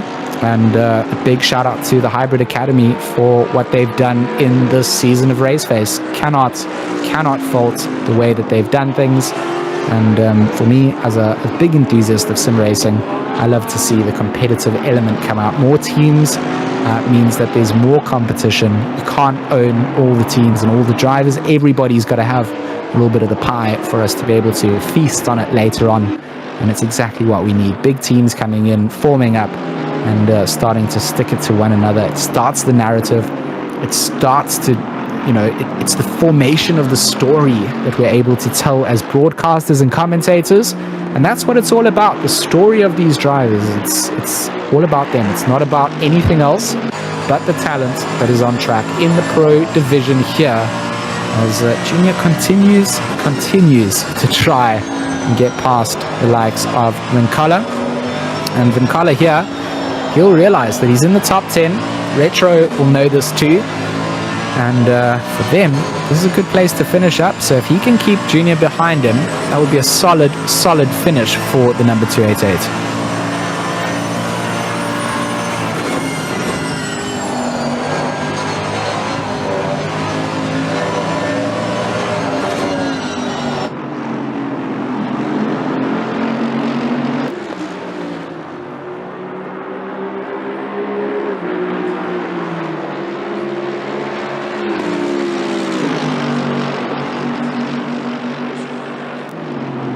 Just a drive that Arno Visaki has just had today has been everything in his favor. Doesn't have the ballast in the car, has the pace, has everything that he needs to wrap up this race victory. A loss from here would be his race to lose. He's timed it perfectly. He's made the gap that he needed to have. He didn't get bothered by the pit stop strategies of other people. He came back out in clean. Oh, Morgan McCall just got a drive-through penalty. Morgan got a drive-through, and that will be for exceeding track limits. Somewhere on the circuit, Morgan has exceeded his track limits for the third and final time, or the fourth time after his 3 warnings. And Morgan has made a big mistake there. He's got that drive-through. That's going to promote Daniel Rowe, Etienne Kleb. They're going to come through. Oh, Rickard van Kalle, he's going to come through that as well. Junior's probably going to come through. just watch that tumble from Grace. Morgan in that 514, when he has to serve that out, it's going to be very, very costly. Daniel on the inside then is going to get that from Morgan. Morgan, I love that bit of driving, right? He's been given a drive-through penalty. There's nothing he can do. He's going to lose this position to Rowe. He doesn't defend it with his life, doesn't risk putting their cars, into the risk of having a squab. And he's allowed Daniel to go through there cleanly. That is some good driving. And to be honest, we've seen some nice etiquette from the drivers on the circuit today. So Daniel promotes himself up to 7th place, and our ACC GT3 Season 5 champion might even be able to get himself a little bit closer. 17 minutes to go is plenty of time. He might be able to make this happen. So Morgan will go in to serve that drive-through penalty, and he will bleed positions now. He's lost out to Rickard. He's lost to Junior. Van Lockerenberg is going to take that off him too, as the drive of shame with the pit limiter on goes down. Van Lockerenberg, I think, goes past him. That was Van Lockerenberg that did go past, and it might even park the car here. Is he going to park the car? I think he does. I think that's the towel in coming out from Morgan. He's done. He's stopped the car. Definitely not going to be serving out a drive-through anymore. And oh, what a shame to see. It was a good drive and a valiant. I always get this wrong. Is it valiant efforts? I don't know. I'm so bad at English. Don't sue me. But it was a decent effort. And unfortunately for him, he's going to chuck in the towel at this stage of the race. 15 minutes to go in our grand final. Arnav Isaki leads off against Barcasin. Adam holding up on the 3rd row of the podium. And then the man who started all the way at the back with a drive-through at the start of this race, Keegan Masters, is up into 4th place. He's only 10 seconds behind Adam. I say only 10 seconds, and I say only 10 seconds because that is a mistake that can, go your way. To make up 10 seconds in 15 minutes, you're going to have to drive like your pants are on fire. And I'm not sure it would be possible. He has dipped it down into 9.9, so maybe Keegan Masters got a little bit under his sleeve. Maybe something's going to develop. Bego Krobler, half a second behind Masters. Call it 6 tenths, 8 tenths, the last update. Permanently going to... Does Bego Krobler have an answer to Keegan Masters? Does he stop Masters from that progression, or do the two of them somehow catch up to Adam in 15 minutes? That's a narrative we don't know, but we're going to have to keep our eyes peeled and see. Mark Tell in the 111. He can play his Porsche in this race. There are only 2 to go, so I guess also the last Porsche at the same time. And on board with the best sounding car in the game, gets itself into 6th gear and then whines more than Call of Duty players on Twitter, and I'm a big fan.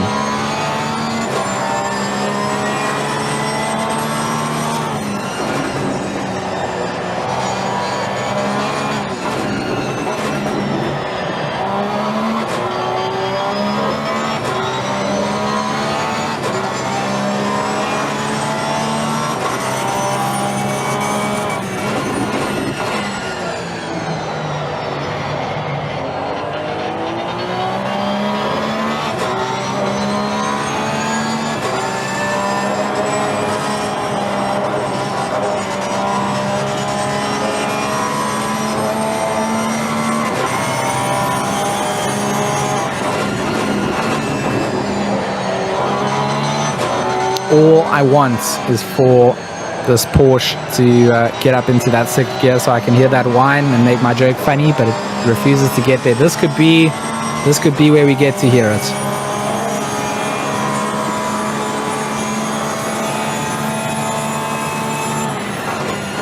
Okay, I'm actually sad now. We're not going to get to hear it. Mark Antol refuses to shift gears and give us the whine of the Porsche, but all good. I'll take the fact that we got some on board with a Porsche. Just a reminder to Porsche, I'm no longer in South Africa. You have to send the Porsche to the UK side of things. So shout out to Porsche UK for the future GT3 RS that they're going to send to me at some point. Ian McKenzie in the chat as well, here from Milk. Good to see Ian here supporting us too. Good to have all of you in the chat. If you haven't left a like or a dislike, feel free to do so. Mark Ansel in that 111 is going to continue the chase down. But Bego Krabler, he's lost out on his gap to Keegan Masters. Our closest battle on track is definitely still between these two. Less than a second behind them. Bego Krabler with some questionable braking that got him that position on Richard van Kalla. I'm sure there's going to be a little inquiry into what transpired there, but he's also had to drive from the back of the pack to make the charge through, and now he stays with Masters in sight and looks to try and see if he can just close that down a little bit more. Not to place through the Schumacher S's that he's going to be given that position, as Masters has looked very comfortable through there in that rear-engined beast.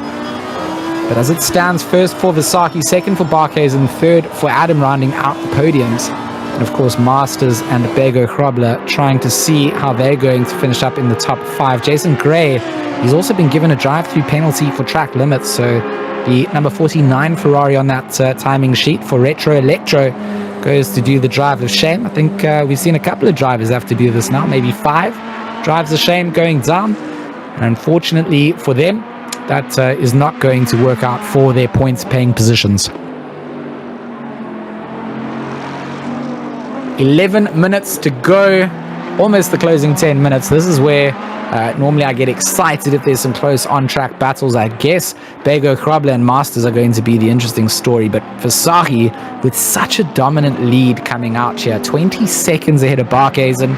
I feel like, Arno has probably not seen too many cars on the circuit other than the ones that he's had to lap. What a drive coming out for the Hybrid Academy, not just today, but in the entire season. A well-deserved winning team of the team championship standings at the end of this race. And of course, Daniel Rowe taking home the Drivers' Championship before this race even started. It really is a Hybrid Academy story, and we couldn't highlight that anymore. This is the man in that number 43 that will be crowned champion when that checkered flag is raised. Big fan of their custom liveries as well. Of course, Raceface.PRO supporting those custom liveries. If you are interested in getting involved, you want to race, you're welcome to hit us up, join the Discord, and get involved for the next season. Can't believe we're almost concluding the 5th season here at Raceface. It feels like the other day that things were only starting off, but let me just highlight the fact that there's been over 180 driver entries for this season across all the splits. We only broadcast to Pro, but there's 5 divisions of drivers that go out every single Thursday and fight it out, and the races that happen there are incredibly close too. So good to see.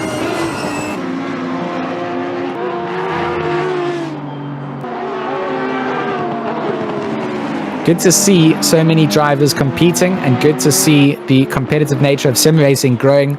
I'm looking forward to season 6. Can we hit 200 entries? I'm pretty sure we can.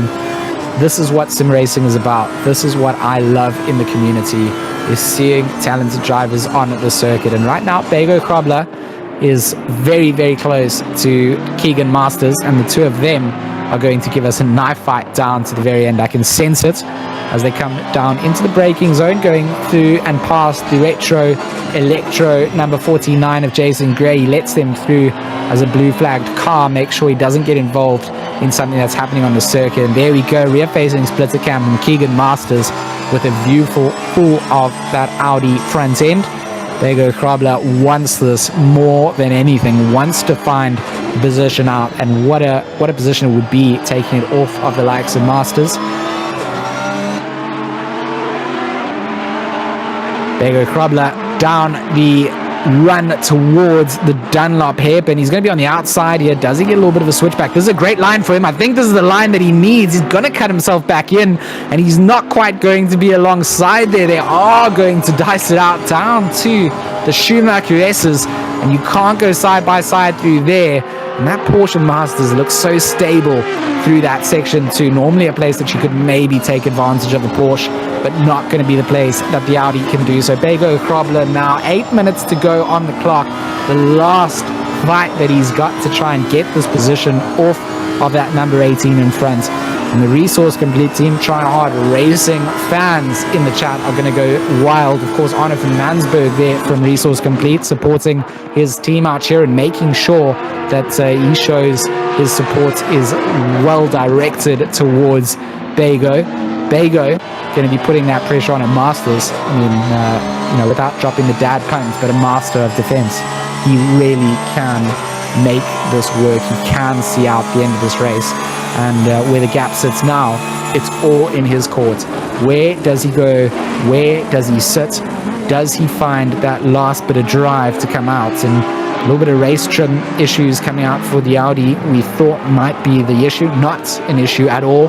Bago Krobler. A little bit loosey-goosey out through turn 1. That's going to cost him 2 car lengths, but he's going to be on it as soon as he can. Junior McCall into the pits. What the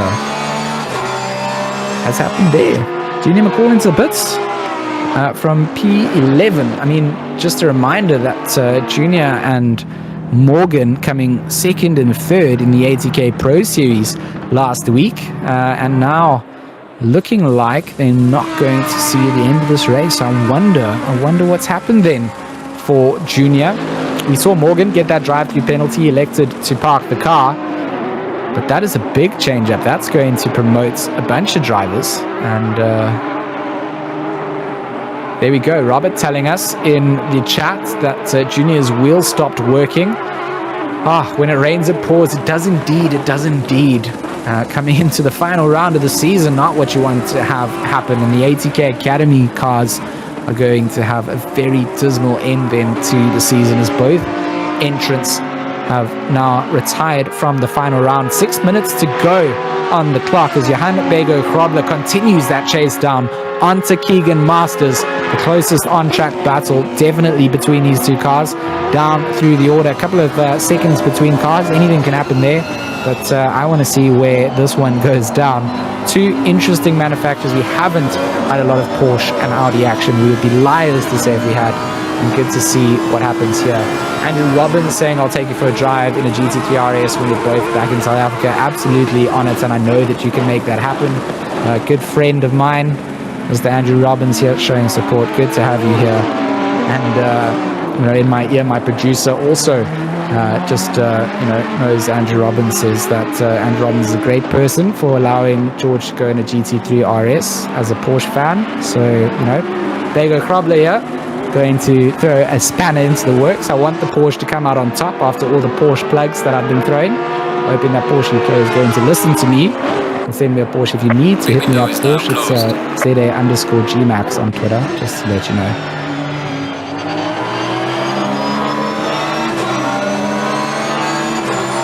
Pit window closes up, 5 minutes left to go of the race. In the final round, you have the Raceface.PRO ACC GT3 Season 5 Grand Finale here at the Nurburgring, on board with Keegan Masters in that Hybrid Academy number 18, staying defensive up against Bago Krobler from Team Try Hard Racing, powered by Resource Complete. Of course, this stream powered by Statement Watches, TGN Racing Simulators, Raceface Speed Labs, and Track Art. All the broadcasting side, the cameras, the lovely soundtrack brought to you by the gentlemen at SteadyState Motorsport. And of course, this is Raceface.PRO. If you want to get involved, there's the website. Go and register yourselves up and get yourselves into Discord. Season 6 coming soon. Can we get to 200 entries? I'm pretty sure we can. Can we be the biggest sim racing league in South Africa? I certainly feel like we're starting to get to those numbers. I know there's some big horses in the races, but we're trying to take the world by storm. Bago Krobler, the exit out through the final corner, not going to be just what he needed, but he's got a good run in the slip. Look at the slip coming down. He's going to have a look on the inside here. Keegan Masters going to let him go. He's outbraked himself. Has he outbraked himself? Has he outbraked himself? I don't think he... Oh, side by side into the Mercedes arena. Keegan Masters masterfully puts himself onto the inside defensive line, and he's going to be able to hold off that Audi for a little bit longer. 3 minutes 18 seconds on the clock, and this is what we want to see. The battle for P4 coming down in the championship. Both of these drivers getting served with a drive-through penalty to start this race off, and having to make their way back from the end of the order all the way back up here. And it's all down to making sure they stay level-headed. They need to finish this race off. They need to get themselves across that checkered flag. And if they take each other out, that's going to open up the options for Mark Ansel and Daniel Rowe. Of course, our race leader, Arno Visaki, we haven't had a lot of time with him because he's been dominant at the front. And where we stand, this action on track has been what we want to track right until the very end. But we will, when the leader goes on to the last lap, we will dash back to what Arno is doing. We'll make sure we get him crossing the line, and we'll catch back up with Masters and Bego Krobler. But that is not the moment just yet. Both of them run very deep out through that left-hander. And maybe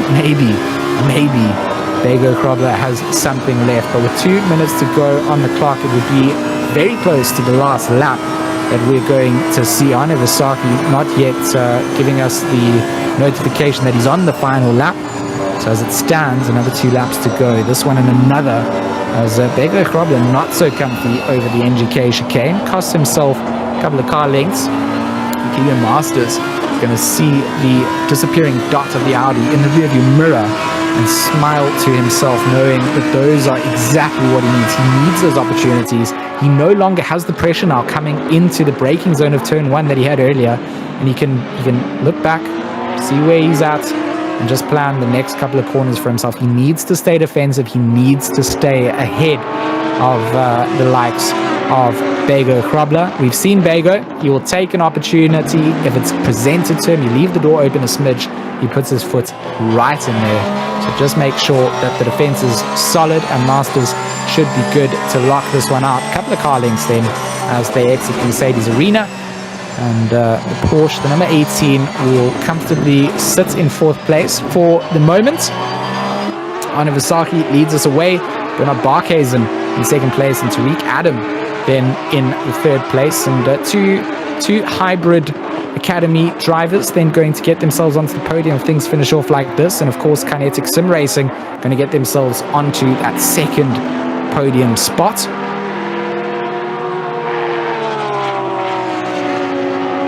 What a drive coming out from Keegan. He's managed to hold off. Daniel Rowe is going to go and put himself up at the front end of the Drivers' Championship, regardless of where things finish up. He's getting closer to Mark Ansel as well. Maybe gets himself P6 out of all of this. Arno Visaki has gone on to his final lap. So this is going to be the last little dash for these drivers to go.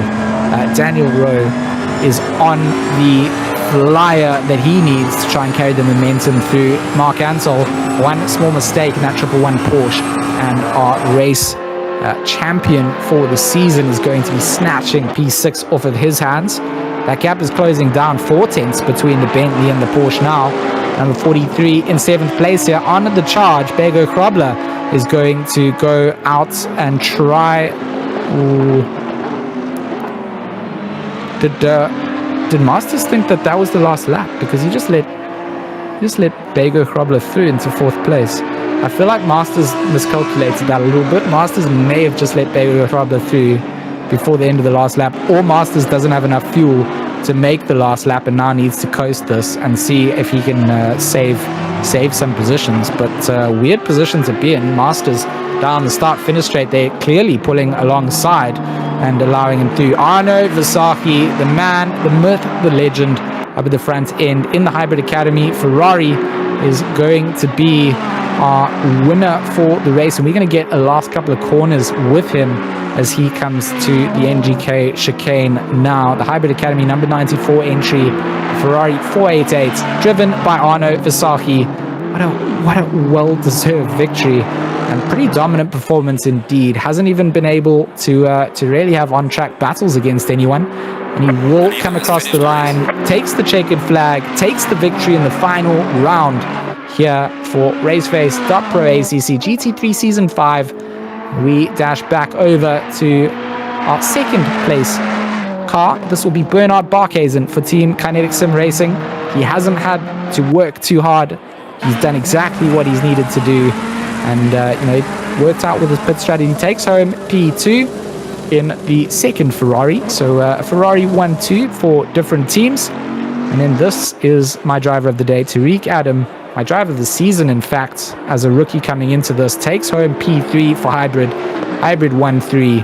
And then Johan Bego Krobler also pretty close to a drive of the day. Wasn't super happy with the braking maneuver that he had, but you know, other than that, he also had a drive from the back. Keegan Masters, who I think forgot out what was happening. There's the drag down to the line. Ansel in row.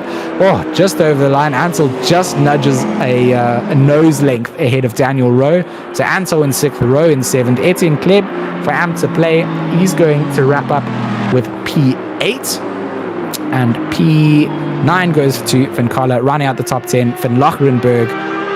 Christopher Radloff, who was at one stage in 2nd place, unfortunately here is demoted down to 11th by the conclusion of the race. Still had a good race nonetheless, and still managed to hold on to the very end. Kirstein behind him, less than a second.